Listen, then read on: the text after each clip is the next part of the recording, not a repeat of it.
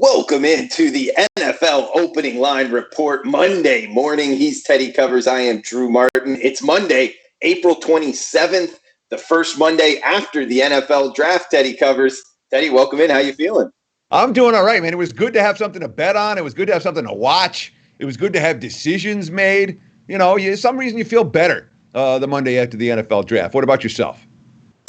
100% in agreement. Thank you to the NFL. I thought they did a great job, bringing in everything, all things considered, doing it virtually. Even Roger Goodell, not too bad of a performance. I just felt overall, to get back into sports, get back into betting, which had a couple bets out there, won some, lost some, but it is what it is. Overall, really happy with it.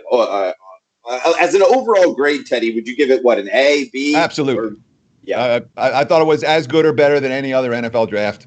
I watched more of it than I've watched any, I'm not a guy that sits and watches the draft for 3 days, and I sat and watched the draft for 3 days this time. I thought it was very good. I thought it was, if not better than what we see at Radio City Music Hall. 100% agree. And it would have been nice to have it, in front of what Caesars there. Yeah. In Vegas, it would have been really nice to do that whole performance. But it is what it is. We got what we got. Welcome in, Jordan. Guys in the chat box, any questions, throw them out here. We'll answer it. But we do have a big show. This is going to be a fun one, Teddy. We got win totals for every team. We're going to steam through them with analysis. And what teams are changing here? Go over some of these draft kind of grades, if you will. So you want to start off in a certain division? You thinking NFC East? Is that okay? Let's start the AFC. I've got it listed from AFC East, AFC North, AFC South. I've got all my stuff in that order: East, North, South, West, and then we'll switch over to the NFC. But I do want to say one thing, and the reason that we're doing this particular, we're going to go through every team and where the win totals are right now today, is because after the draft, all right, the lines will move only in one direction. All right. It's a one-way market. Any move that you saw between the start of last Thursday and today, it's going to continue moving in that direction until training camp. Now, training camp, the injuries happen, the opinions change, whatever.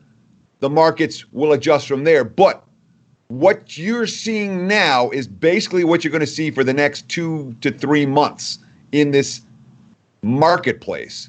So it's important to note where the lines are moving, where the markets are adjusting based on the draft. And the other thing that is worth noting is where is there variance right now in the betting markets. And of course, my focus is always on win totals and odds to win divisions. So we're going to talk about right now where the markets are post-draft on all of these teams and how the markets have reacted to the draft. And we'll start in the AFC East, where the Bills are now, depending on the location, but the Bills, if they're not clear favorites, they're going to be clear favorites in a matter of weeks. The markets loved what Buffalo has done, not so much for any other team in the division. Of course, not the markets didn't like Miami.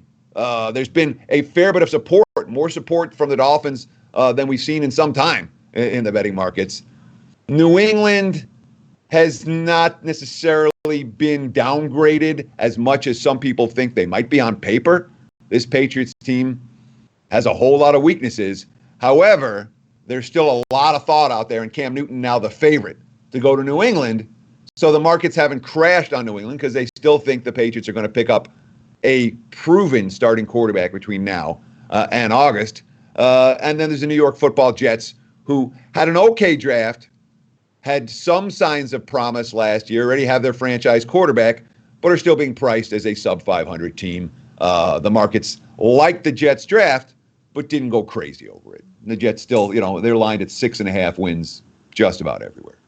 And Teddy, the AFC East, I feel like we got to go to the Patriots and what the run that they've had in the AFC East. Them not getting a quarterback, I think, is very telling. And we got Jordan in the chat box saying, do you think the Patriots told the league they're having a down year with how they approach the draft? I think that's kind of an interesting angle to take here. But what Cam Newton's out there, I've seen him in the betting markets, minus 190 to the Patriots. Do you think that's kind of a foregone conclusion here? I don't think it's a foregone conclusion, but I certainly think the markets the markets are confident that New England's not going to go into the season with Jarrett Stidham and Brian Hoyer as their only two QB options. Andy Dalton's still out there. Jameis Winston's still out there. Cam Newton is the hot topic of the day or the hotbed of the day to go to New England. But make no mistake about it. The Buffalo Bills are the favorites to win the AFC East. Not the Jets, not the Patriots, not the Dolphins. And it hasn't been anything like that in about 2 decades or so. And what about the Dolphins? I mean, we got should I kind of go off of these in terms of win totals here, Teddy? I mean, we got the Miami Dolphins, 6, 4.5, or 6 is their win total posted right now. They get Tua. A lot of people graded them out of having a really good draft. Do you think that changes anything with their win total? I thought the Dolphins had a great draft, and it already has changed the win total. We're seeing 6s and 6 to the over. The money's coming in on Miami to be a respectable team this year. Not a good team, but a respectable team for 2020. I mean, it's 6. Remember, and here's the whole thing with the win totals. The Dolphins last year were as bad of a team in the first month of the season as we've seen in modern NFL history, and they ended up winning 5 games. When all's said and done, and beating the Patriots and all of that. So for as bad as a team can be coming into a season like Miami was last year, the bottom feeders still find ways to win 4, 5, 6 games. And Miami's likely to go young at quarterback. When you draft Tua, I would think he's going to play, but maybe he gets a gap year.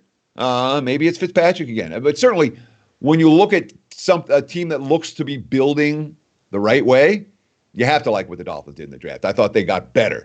That doesn't make them a good team. Probably doesn't make them a mediocre team. They're still the last place team in the division. Let me look at my power ratings on Miami, because I know I upped them, but I don't think I put them ahead of the Jets. I got still Miami almost like 2.5 points behind the Jets. So, they're based on my numbers post-draft, still very much a work in progress. Although they did put a lot of pieces in place. I thought Miami had an excellent draft, but rookies are rookies, and they're a team that's building, very young. And Teddy, I would think the AFC East is the most volatile division in terms of, one of the divisions where first to last, last to first. I think really anything could happen in the AFC East. Would you agree? No, Buffalo's the clear favorite. And I don't agree with that. Yeah, I think the Bills are the favorite. And you could say whatever you want about the talent level the Patriots have lost and what they have on their roster right now and how it looks on paper and what their draft looked like on paper. If there's one organization that gets the benefit of the doubt, it's New England. They've earned it. Okay, we didn't like their draft. Their draft didn't blow anyone away. It doesn't matter. The Patriots always get bad draft grades, and then lo and behold, they always have a AFC East champion roster. So I certainly don't look at New England as being a team that has fallen off the map. So I think there's the upper echelon, Buffalo, New England, and there's still the lower echelon, which is Miami and the Jets. And in my mind, the division clearly plays out into the haves and the have-nots still. And I'm not looking to for all the issues I have with New England, I'm not putting them in the have-nots category. Can't do it. They got to show me. And I've yet to see it again. Belichick has yet to have a disappointing season as the Patriots head coach. He's been there for 20 years. Even the year where Matt Castle was their starting quarterback, not Tom Brady, New England won 11 games. They did not win the AFC East championship, though. The Dolphins won that year. Correct? That was Ronnie Brown and company, yes. Teddy, are you good on the AFC East? Should we move to the next one? Absolutely. Okay. And what was that? You said East South, was it? East North. East North South. And then North. So we got the AFC Norris division, Teddy. I mean, what do you want to throw out here? Lamar Jackson and company, the Baltimore Ravens. How do you think their draft was? Oh, the Ravens had a great draft. And again, the good organizations clean up. Look at what Baltimore did. Look at what San Fran did in the draft. And right now you can see the Ravens lined at 11 wins. You can see them lined at 12 wins. Obviously, the juice is something of a disparity, but the juice doesn't make that full differential. It's not a full win differential. There's the 12 is the overs plus 125, and the 11 the overs minus 125. So it's not a full win differential when you grade in the juice. But it's still a significant differential when you're asking a team to push at 11 versus to push at 12 with Baltimore. But the Ravens are the clear favorites to win the division. From a power rating standpoint, I've got Baltimore and Kansas City a field goal higher than anybody else in the NFL. So that's what we think about Baltimore. It's an interesting decision, an interesting division in terms of Pittsburgh and Cleveland. Two teams that have a legitimate upside and that also have the potential to finish 6-10. And, the markets are saying that, Pittsburgh lined 8.5, 9 wins. Cleveland lined 8.5 wins. They're two teams with a fair bit of talent. And a whole bunch of question marks. So you talk about a division with some question marks. Those two teams, to me, Pittsburgh and Cleveland, from a power rating standpoint, I'm seeing variance, and I'm not seeing that for much of the NFL. And of course, Cincinnati is what they are. They're in full rebuild mode. Joe Burrow may be the answer someday. As a rookie, you can count on the Bengals being one of the worst teams in the NFL this year. And the markets are saying that very clearly. With Cincy lined, some lined as high as 6. The prevailing number is 5.5 wins for the Bengals. And Teddy, for Joe Burrow, even Tua with the Dolphins, is that something in years past where it changes your handicap in terms of, because you're one of the best, if not the best in the business in terms of NFL season win totals. And with these low win totals, one, do you find yourself kind of going after them? And two, a young quarterback, a top 10 pick type guy, if he starts week 1, how much does that change your handicap in terms of either looking to bet on them or looking to bet maybe on the under for their season win total? Yeah, I'll rarely bet a team that I expect the rookie quarterback to be starting sooner rather than later. I rarely bet them over the total. When it comes to the bottom feeders, and I don't do a lot with the 4, there's 1 4.5 out there with Jacksonville. There's 5s, there's 5.5s. It's hard for me to ask a team to win fewer than 5 games. And I just described Miami as a team. Why? My Dolphins were literally the worst team power rating wise that I had in 20 years in Vegas last year. And they won 5 games when all said and done, So you don't know what December is going to look like in September necessarily. So the very low win totals, I hesitate to go under unless I'm convinced this team is in full tank mode, et cetera. But Miami was in that mode last year, and they still won 5 games. So it's hard for me to get involved with the very lowest win totals. All that said, a team like Cincinnati, there's no way I'm betting the Bengals over. I love to find that 5.5, 6, 6.5 win team that's ready to jump. It's ready to move up and be a 500 level team or maybe a playoff contender. You spend all offseason looking for teams like that. Similarly, I love the team, the 11.5 win team or the 11 or even there's the 5 teams at the top of the power ratings right now in the NFL. We got Baltimore, KC, San Fran, New Orleans, and Tampa. And then Tampa's not yet as a 10 win team. So really, only 4 teams right now are being priced as 10 win teams across the market, and I think that'll be higher. But it also speaks to the parity of the NFL. Find me teams that have awful drafts. Find me 5 teams that are hopeless this year. It's hard to do right now. In some years, you can find 5 teams that are absolutely hopeless at this stage of the season. Bengals look to me like one of those teams for whatever it's worth. Teddy, what about the Pittsburgh Steelers? They didn't have a first-round draft pick here. They got a first-round draft pick. His name's Minkah Fitzpatrick. He's a monster. Don't tell me Arizona's got a first-round pick. DeAndre Hopkins, these guys that made trades where they traded away their first-round pick, they have a proven commodity in place. The Steelers' first-round pick is Minkah Fitzpatrick, and I'll take him on my team. Okay, no, 100%. Great catch there. I was just saying, not actually having a first-round pick in the NFL draft. So does that change your season win total view on a team like the Pittsburgh Steelers, which also, quarterbacks, I don't know if we want to say issues, but, definitely questions going into this season. So the markets tend to overreact more to the draft than to free agency. Mm-hmm. And as we know, draft pundits are wrong every single year. You'll find 20 A's, or you'll find, 15 A's and then 3 C's, and the C's are all wrong and the A's are all wrong. It's not unusual to see the betting markets really love a draft and then it didn't quite pan out the way they thought it was going to. So I don't look at Pittsburgh like, oh, they had a terrible draft. They have a question mark at quarterback in terms of, can Big Ben come back and be Big Ben again? And if he can't, then Pittsburgh's not a playoff team. And then they, with Mason Rudolph and whoever else they have, I don't know if they're going to, if Duck Hodges comes back again. But, if not, if Big Ben isn't back, Pittsburgh's not a playoff team.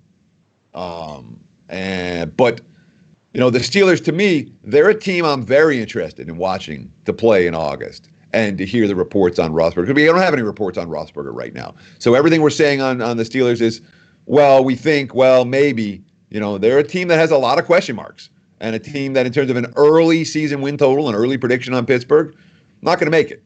It's a team I want to see and read a little bit more about what's going on with Big Ben and how comfortable he is with his, a rebuilt receiving core. Pittsburgh's defense still looks pretty good. Their offense does have a lot of questions. But remember, offensive players are sexier at this time of year, and people don't necessarily look at the defensive improvements and the defensive dynamos. And Pittsburgh's offense was god-awful last year. They were still a 500 team. I'm 100% in agreement, Teddy. I mean, the defensive guys and in the draft, they just kind of go under the radar a little bit more than the offensive guys for whatever reason. Sure. It seems like that happens year after year. Teddy, we got the AFC South with Tennessee, Jacksonville. Depending who you want to listen to, so some teams that definitely making some moves down there. Any teams you want to throw out? Where you want to start with who had the best draft?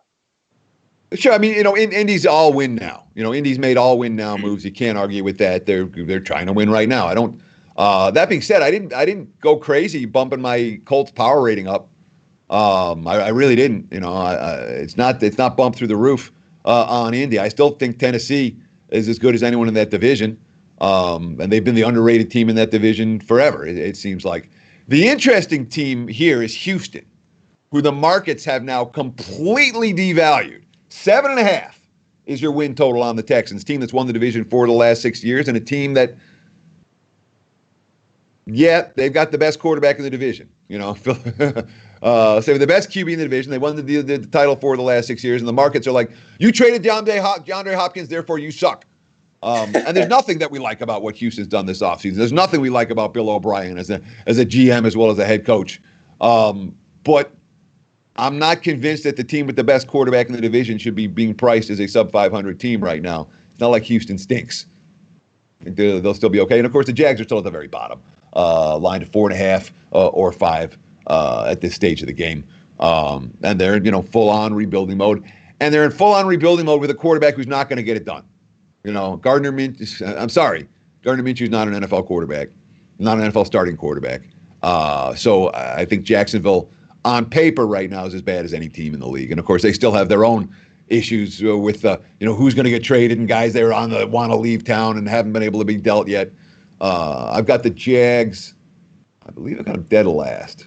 Yeah, I got Jacksonville and Cincinnati at the very bottom of my power ratings. Do you think there's any chance there with Jacksonville? I mean, if I had to pick like a sleeper a couple years from now, it kind of is in realm with what we were just talking about in terms of the defensive heavy drafts kind of go under the radar. I mean, I like a lot of these names on the defensive side that Jacksonville went after, Teddy.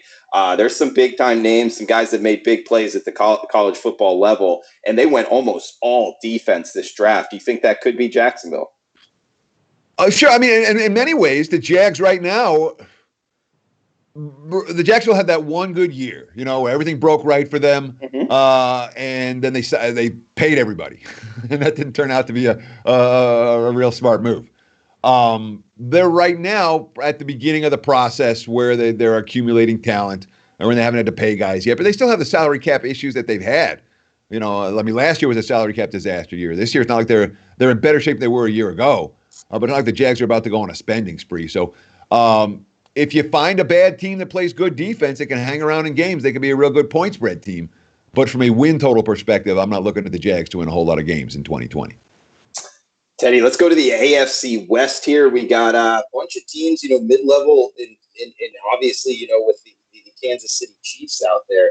How would you grade the AFC West here? Kansas City Chiefs, I guess, top of the division, 11.5. You upping them or maybe down in that season win total? Yeah, I mean, Chiefs, you can find 12s out there on Kansas City right now. And, I mean, There's nothing that the Chiefs have done in recent years that has distressed me in any way, shape, or form.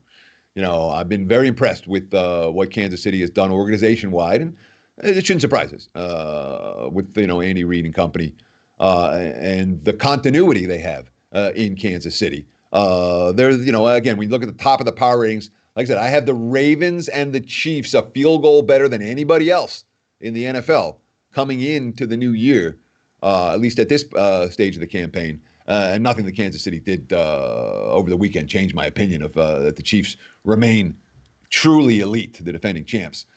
The rest of the division is interesting. All right. I didn't like anything the Chargers. I don't like anything the Chargers have done this entire offseason. And the markets are starting to concur with me on LA. It's an 8. There's a 7.5 out there on the Chargers. Vegas supposedly reached, and the teams that get blamed for reaching, you see the same teams every year. All right, the Patriots reach. Oh, the Seahawks reached for this guy. And in the Mayock era, now, the Raiders they're drafting guys that weren't that high on my draft board. I know everything. Shut up, dude. I'm not worried about where some guy was on your draft board. I don't look at Oakland as having a bad draft, but the team that had the best draft in the division that stands out to me is Denver. Denver, and they're lined in the same range. It's KC 11.5, 12, and then the Chargers lined 8, 7.5, and then the Broncos at 7.5, and then the Raiders at 7. Denver got themselves some weapons, and this is the league where offensive weapons make a big difference in a hurry. And they spent all offense. Oakland heavy on the offense, playmakers. As a thought, coming out of this draft, when you look at the AFC West, I see overs. I see more overs. These teams are, they're basically it's an arms race. And how can we outscore Kansas City? These AFC West matchups, my initial thought coming out of the draft is they know they can't shut down KC. They're just trying to outscore them. Division matchups don't always take a ton of over money. These AFC West matchups, I would be surprised if we see a whole bunch of overs cash. And that's my, in terms of like post-draft, what thoughts pop into my head. My first thought was AFC West, bet the over every chance you get. So there's my 2 cents on the AFC West. Yeah, and I like what you said there in terms of Denver with the Broncos. I think they had a great draft and 100% in agreement with the LA Chargers. I mean, I'm with you on the term like reach and compare it to others. I just think Justin Herbert, you're investing that much in the 6th pick overall in a quarterback.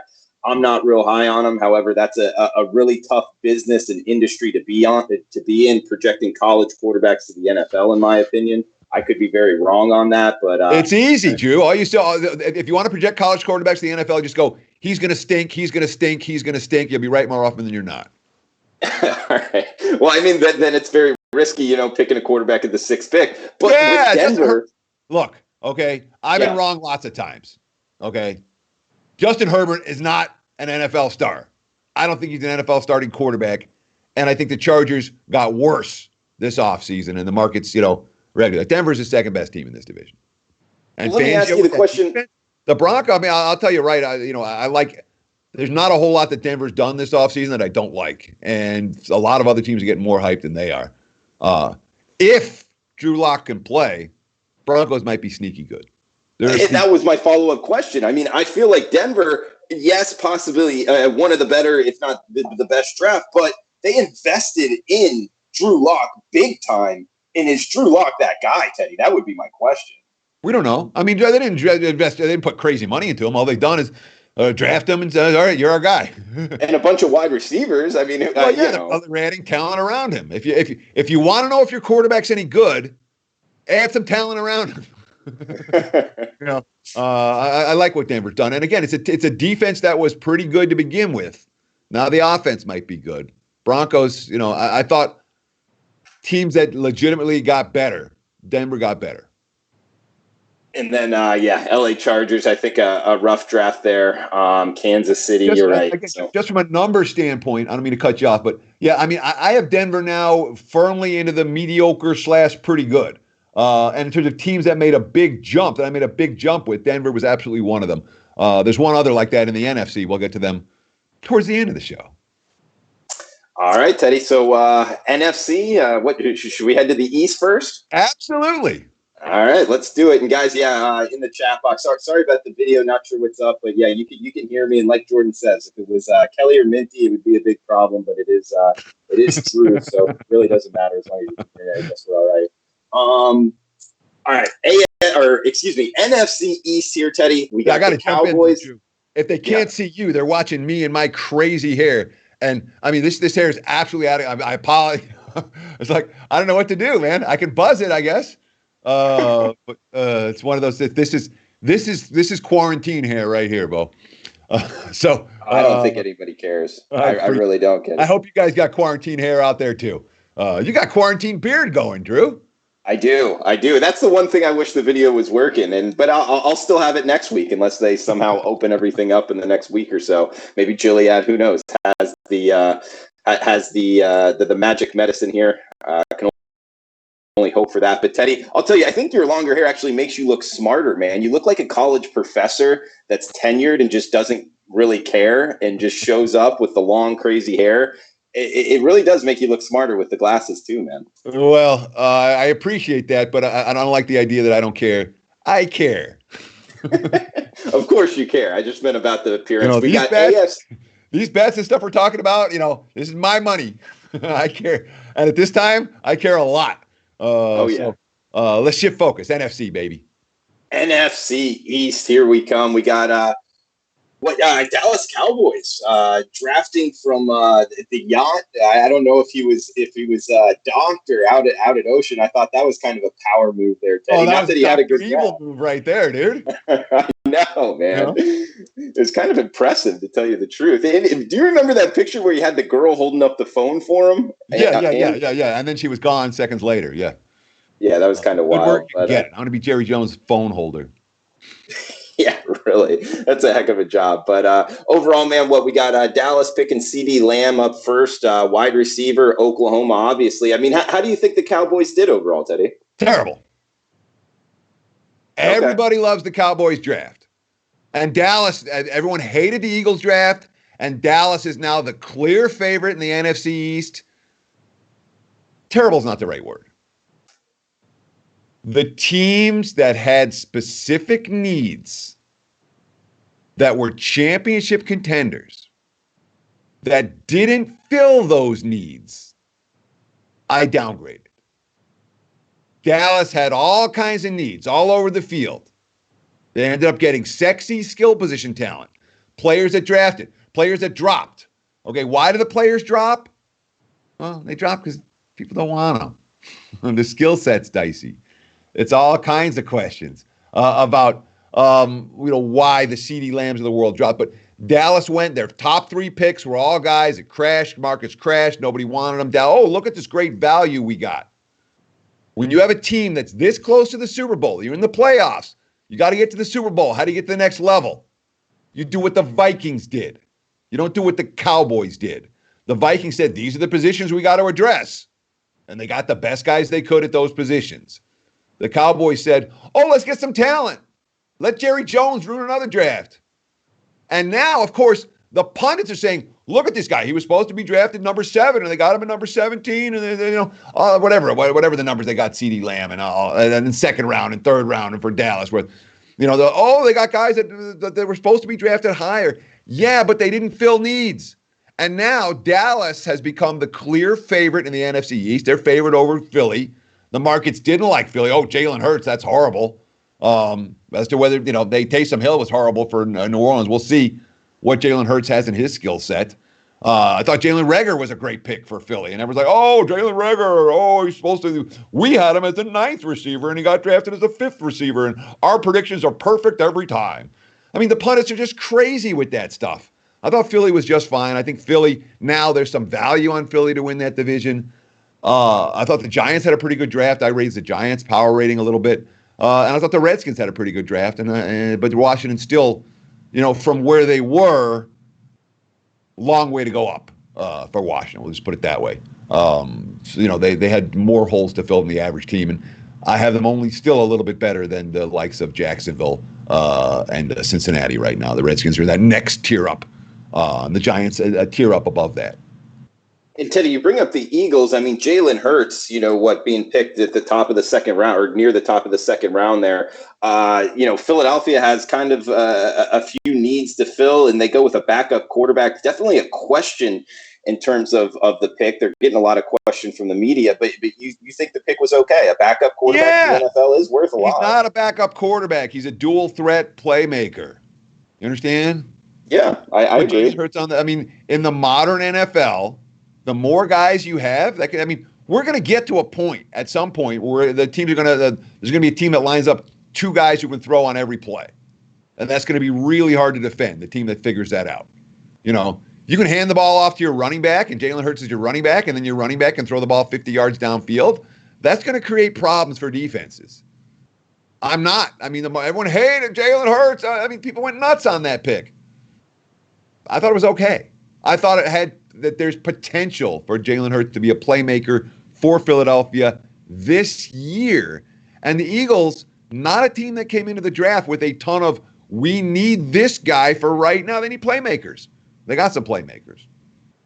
I thought Philly got better, and Dallas is overrated, and the Eagles, the clear choice in my mind for the NFC East. Yeah, I don't hate it, Teddy. And I did say backup quarterback, in which he may very well be. But I do agree with you in terms of it being tough to kind of prepare for and guard two guys that can throw at the same time. And I agree with you in terms of, and we didn't talk before, I think that's where the NFL and college football is going, with just being really difficult to defend offenses. So I'm with you on Philadelphia. I don't think it was that bad. Do you want to move on here to the NFC North? Or yeah, sure. Good? Okay. Man, this one, Green Bay drafting Jordan Love, quarterback out of Utah State, and Teddy trading up to do so. That's the most ridiculous thing I saw all weekend long. How do you feel? Correct. I am with you 100%. The Packers had the worst draft. You can go and you can point. The Packers had the worst draft. And it was bad, not just in terms of who they got and the positions they got them in. Because remember, they drafted a backup quarterback in the first round and a backup running back in the second for a team that's reached the NFC Championship game last year and has a limited window of Aaron Rodgers as being an elite QB in theory. And now with the picks that they made, they said, all right, Aaron Rodgers, you got 2 years and then you're gone. Minimum or maximum. Rodgers won't be there in 22. So you have a team with that type of upside with NFC Championship game last year, and you're like, okay, we're going to pick some QB and trade up for him, reach for him. Again, he's not a guy that we loved. We watched a lot of Mountain West football, not a guy that we were in love with. Green Bay had a terrible draft. And if I'm Aaron Rodgers, I'm flipping everybody the bird and saying, trade me tomorrow. Well, Teddy, it brings up to me, I think there's issues behind the scenes. That's the first thing that comes to my mind. I mean, when you're, most famous, best player, arguably, at the quarterback position is you draft a first round pick like this, where, in my opinion, you're reaching. I agree with you. It's just, I think somebody, the GM, the owner, that doesn't like Aaron Rodgers and wants him out of town. Aaron Rodgers is an icon, I know that Brett Favre was an icon, and I know that, hey, we got look at the Colts. We got Manning, and then we got Luck, and now let's go into the free agent pool because the last couple of draft picks haven't worked. The Packers. We got Favre. We got Rodgers. Good luck with Jordan Love, bro. It's baffling to me in many regards. Have we lost Drew? Apparently we have. I'll go solo. Oh, no, what? I'm here, brother. That's all right. I don't need you. Well, I have a...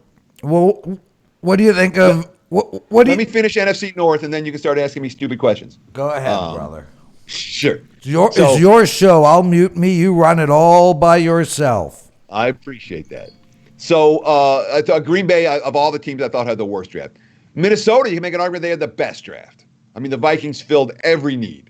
And I'm interested in championship contending teams that are filling needs. Is Kirk Cousins have that upside? Can Kirk Cousins get on the next level? We don't know. but surrounding Kirk Cousins is an extraordinary amount of talent on both sides of the football. Minnesota, to me, the clear favorite to win that division, and you can still find a plus price on that today. I don't know if that'll be there tomorrow. It's there today. You can find the plus price on the Vikings, and then of course there's the Bears and the Lions. You want to ask me about the Bears and the Lions, Drew?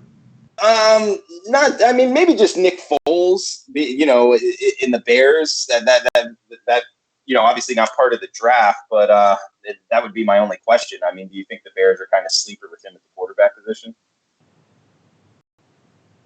So the Packers had the worst offseason or the worst draft. I mean, Chicago's right there with them. I mean, you can make a case when you have 9 tight ends on the roster and then you sign an aging, inefficient Jimmy Graham and then you spend your number 1 draft choice on a tight end, another tight end. Bears are a little baffling to me. Have you watched Nick Foles at any time in his career other than that one remarkable playoff run with Philadelphia? Not really, to be honest. I mean, I watched him in college a lot more than I have in the NFL outside of that run. The start when he was at Jacksonville before Gardner Minshew took over. But no, that's it. Foles reminds me in some ways of your classic your Foles. If you're looking for a comp on Foles, maybe Joe Flacco, a guy who had one remarkable postseason and the rest of his NFL career mediocre to playing himself out of the league. And Flacco had one run of brilliance. 13 touchdowns, no INTs. He beat me 3 times during that run. I won't forget it. But even during that span, before and since, Flacco was, replacement level quarterback. Post Super Bowl, he was below replacement level quarterback.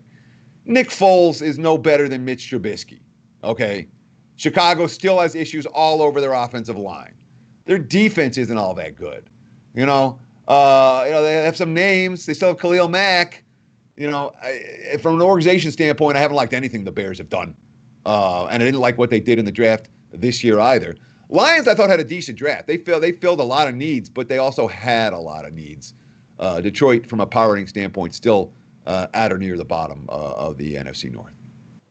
Teddy, I'd like to, at least in my opinion, say Joe Flacco. I don't know. That's a reach for Joe Flacco. I just feel like Nick Foles has a little bit more upside than Joe Flacco. Stop. You're saying that Flacco is worse than Foles? I was thinking Flacco was better than Foles. No way, man. Flacco is the most overpaid player in NFL history, almost. Flacco was a first-round pick who was a starting quarterback for his team from day one and was a starting quarterback for more than a decade. Nick Foles has been a career backup who got hot in one postseason where he was well coached and everything broke right for him and did nothing before and nothing since. Flacco, on a career spectrum, Flacco is better than Foles. And if I had a quarterback to start in the NFL, well, I don't want either one of them to start tomorrow. But if you're looking at Nick Foles and saying he's the answer in Chicago, he's the guy to get him over the hump, you have a lot more confidence in Nick Foles than I do. I'd rather have Nick Foles than Joe Flacco tomorrow, Teddy. I guess that's where we can agree, though. Teddy, I say it's irrelevant. It's like saying, would you rather get bit by a dog or bit by a cat? They both suck. Or not a cat. Yeah. I don't know. That's a terrible analogy. Prez, give me a good analogy here. This is where you got to be, oh, no. Prez is long gone. Oh, thank you. No, Prez is right here just listening, and I'm going like I'd rather be bit by a cat. It wasn't a good analogy at all. Yeah, and I don't think Foles and Flacco are comparable. Not. You're only allowed to do it. You're not allowed to come in with football opinions. Oh, I am the producer, and I control the board. All right, so NFC South. NFC South, the worst first division that we've had in a long time here, Teddy. It's kind of controlled that. We got Atlanta, Jalen Hawkins, the 4th round selection. I kind of like that one. Who would you grade out in terms of having the best draft from the NFC South? Tampa. I mean, look, who's remade their roster in a real way this offseason? I mean, the Bucks, you want to talk about one team that's been the hottest team in the betting markets, it's Tampa. They all nothing but over money on Tampa. And every move they've made. And again, all right, well, you get Brady, you get Gronkowski. That's not necessarily drafting. But you drafted guys to complement those players. You drafted guys to win now. And again, in the entire NFL, there's not a team that's been hotter than Tampa Bay in the offseason markets. And we're seeing that even in the division odds now, where the Saints have always been Saints are the 10.5, 10-win team. The markets weren't excited about what the Saints did in the draft. And the Saints have done what they've been doing. They're filling little holes. They've had a very deep roster in recent years. I'm not convinced that's going to be, they do have some salary cap issues for New Orleans. So it could well be the type of year where you see another, worst to first. I don't know, Tampa wasn't worse last year. Carolina was worse. Carolina is an interesting story, where Matt Rule just drafted, all right, we're going to build the defense. And they drafted nothing but defense. You bring in Teddy Bridgewater. The Panthers are an interesting team to consider as being perhaps a little bit better than the markets might. Their line is a 5.5 win team right now. And Atlanta, a team that you can make a case the Falcons have the best quarterback in this division, and their line is a 7.5 win team. They haven't quit. They've been at bad years each of the last few years. They haven't quit. Teddy, I think Atlanta.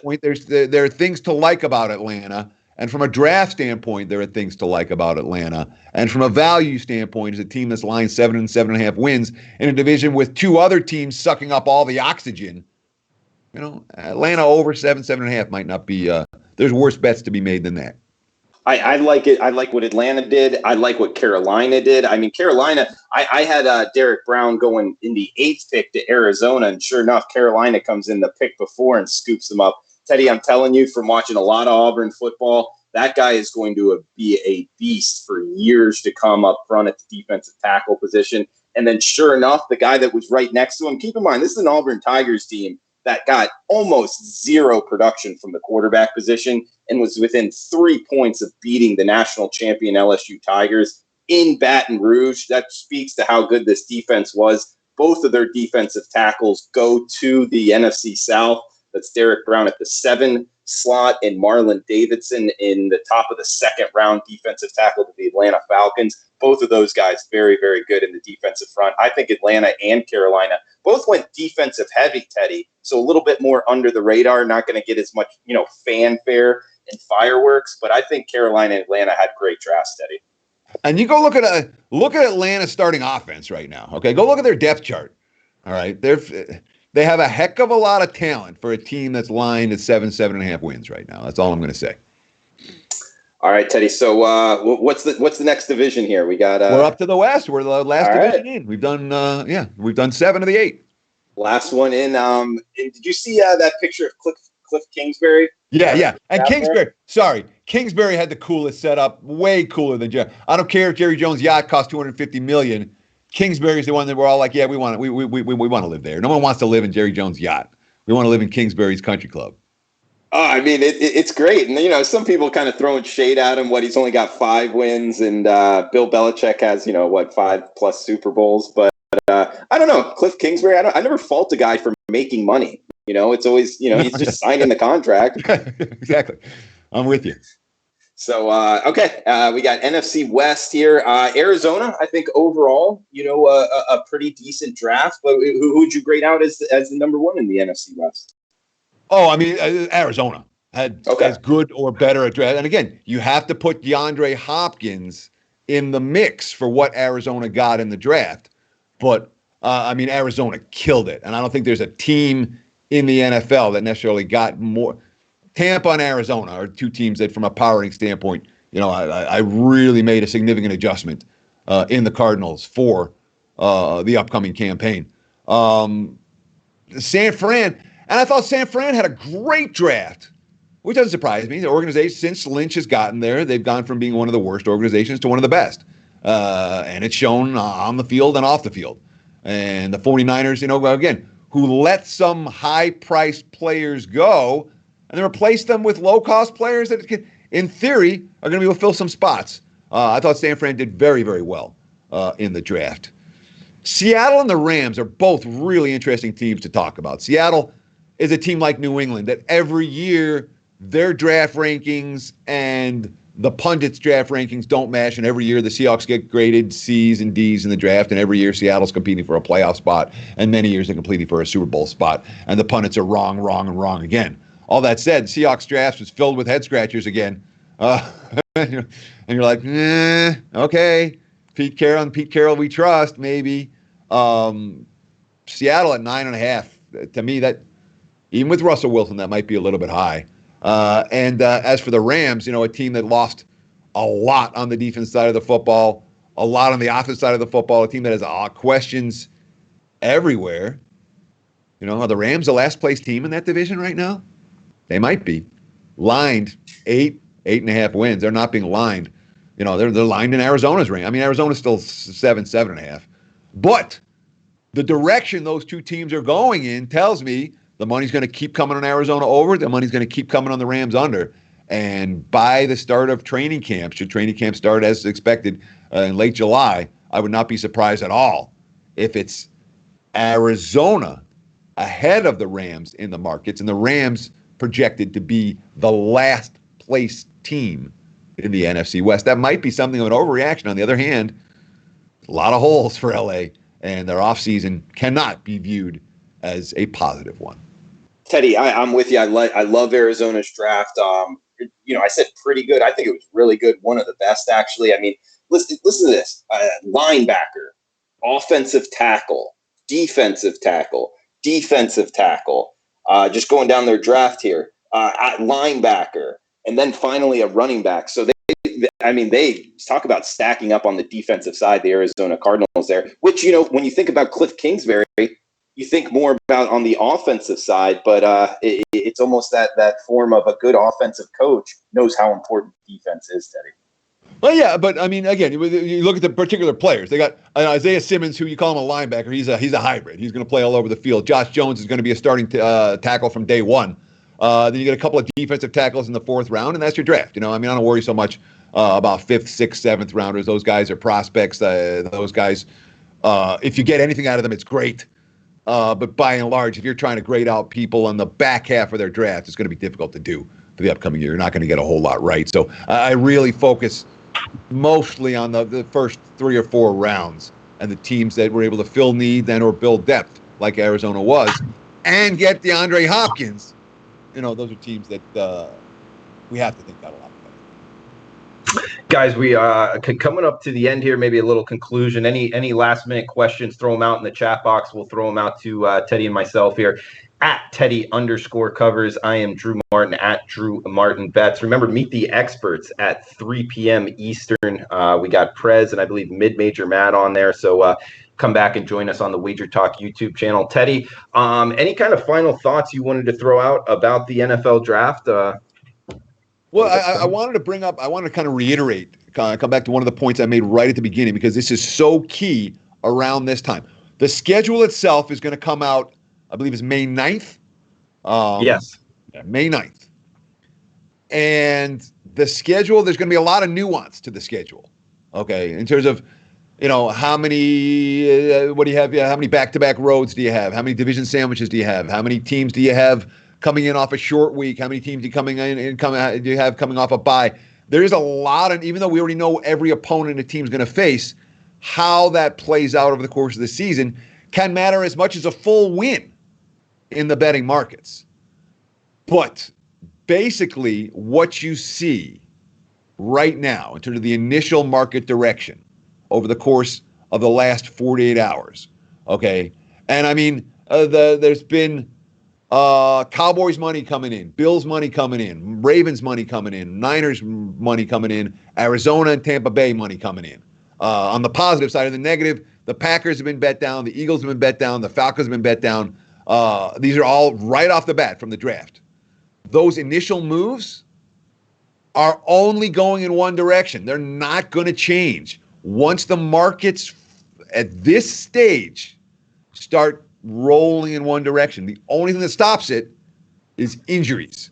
And injuries don't happen until training camp. So some of these teams we talked about, if you want to make bets, I want to do it sooner rather than later. And in terms of my win report, Again, the schedule comes out May 9th.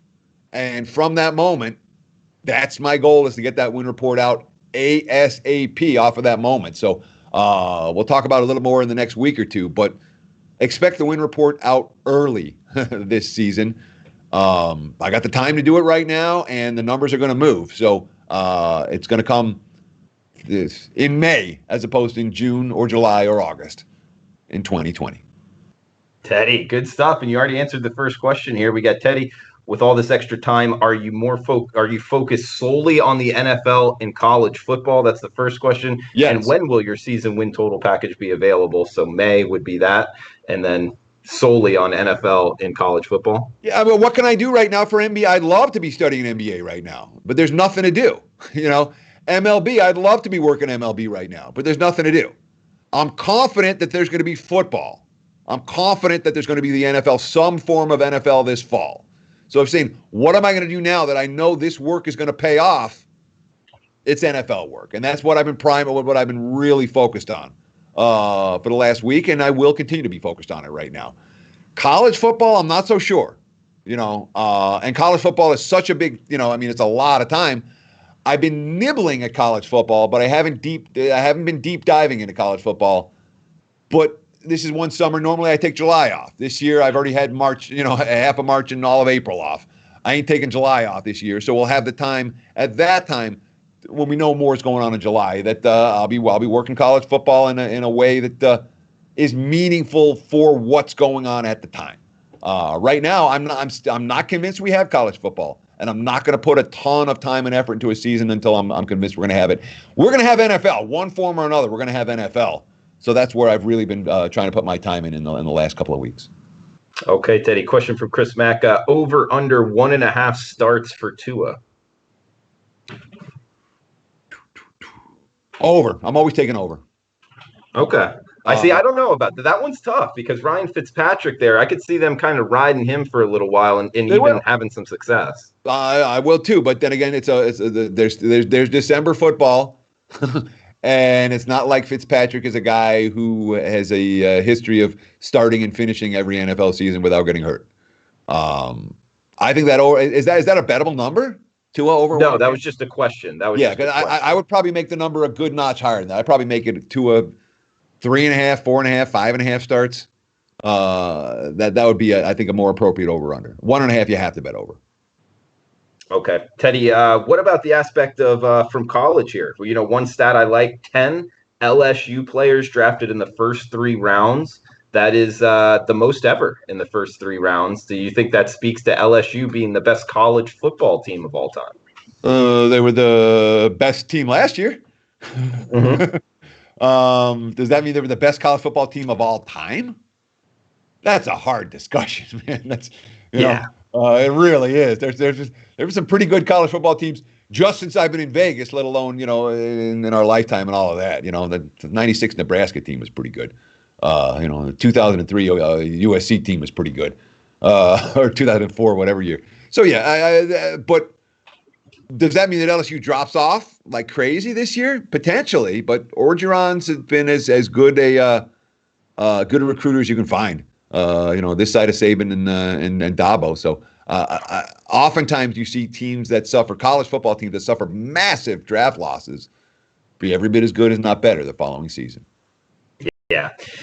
Teddy, man, that's it for the questions, bro. Anything else you want to throw out there before we shut this down? No, that was awesome. I want to say thank you. And again, next week we'll go back to really breaking down divisions one at a time. But post-draft, I wanted to go through, give some thoughts, talk about where the markets are moving. I thought it was really important to talk about where the markets are moving today, in case people want to get bets down, right now. So thanks for taking time out of your day to hang out with Drew and I, and even a little bit of Prez. He was acceptable today. We'll handle him. Well, Teddy, are you worried, though? I mean, after the NFL draft, it's almost like a desert wasteland in terms of the sports world, man. Are you going to be all right? No, it's not, because things are different this year, because there's still NBA playoffs that they're going to try to get in, and MLB. Look, the MLB season, they're still going to try to get in, all right? I haven't given up that this is all, there's too much money involved for nothing to happen, for everything to be canceled. So this isn't normal years. This is, after the NFL draft, you're like, okay, you get to exhale a little bit. All right, let's focus on the NBA playoffs and let's focus on MLB. That's not the way it is going to be this year. This year, there's going to be stuff happening all summer. Hopefully. And if not, then it's certainly not going to be a good thing. But there's plenty to work on right now. And I expect that will continue as we start the road to reopening. All right, Teddy. Well, guys, thanks for tuning in. Remember to this is each and every Monday, the NFL opening line reports. So come back and join us next week, 1 o'clock Eastern time, 10 o'clock Pacific. And we got Meet the Experts on at 3 o'clock Eastern with Prez Mid-Major Matt. Guys, thanks for tuning in. Remember to wash your hands. Best of luck.